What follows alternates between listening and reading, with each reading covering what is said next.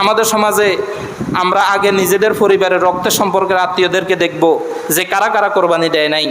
তো তাদেরকে যদি আমরা আল্লাহর দেওয়া মেহমানদারি থেকে কিছু মেহমানদারি দিতে চাই, তাদেরকে আমরা অগ্রাধিকার দেব। সে চাই আমার ভাই হোক, সে চাই আমার রক্তের সম্পর্কের অন্য কোনো আত্মীয় হোক, আমার ঘরের পাশে পাড়া প্রতিবেশী, গরিব মিসকিন অসহায় যারা দরজা বন্ধ করে রেখেছে, তাদের ঘরে চুলা জ্বলতেছে না, তারা বাচ্চাদেরকে এই যে আল্লাহর মেহমানদারির দিনে তাদেরকে একটু মেহমানদারি করানোর মতো তাদের অবস্থান নাই।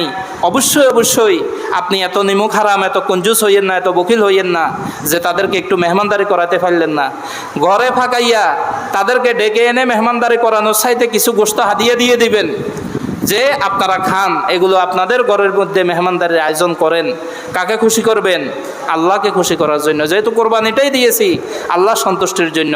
দেখিয়েন এক্ষেত্রে আমার বাড়িতে প্রতিবেশী আছে, এদেরকে না দিয়া ওই অমুক জায়গায় নিয়ে দিয়ে আসতেছে নামের জন্য, অমুক মাদ্রাসায় দিতেছে নামের জন্য, অমুক এলাকায় দিতেছে নামের জন্য, সেখানে তালিকা করতেছে, মাইকে নাম প্রচার করতেছে।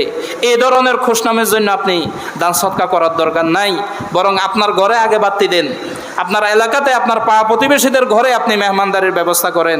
এটাই হবে আমাদের সৎকার মধ্যে আল্লাহ সন্তুষ্টি অন্বেষণ করা। সম্মানিত হাজরিন, এক্ষেত্রে অবহেলিত থাকে আমাদের সমাজের আলেম পরিবারগুলা, যারা কোরবানি দেয় না। এরকম কিছু আলেম পরিবার থাকে, হয়তো মসজিদে ইমামতি করেন, 5,000 10,000 টাকার হাদিয়া, তিনি কোরবানি দিতে পারেন না, তার উপরে কোরবানি ওয়াজিব না।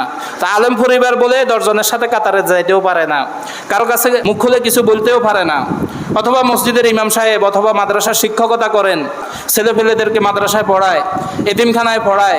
এই জাতীয় পরিবারগুলোর পাশে আমরা দাঁড়াবো, যাতে আলেম পরিবার এবং ইমাম, মুয়াজ্জিন, খাদেম এদের পরিবারগুলো অবহেলিত না থাকে, আমরা সেদিকে খেয়াল করব।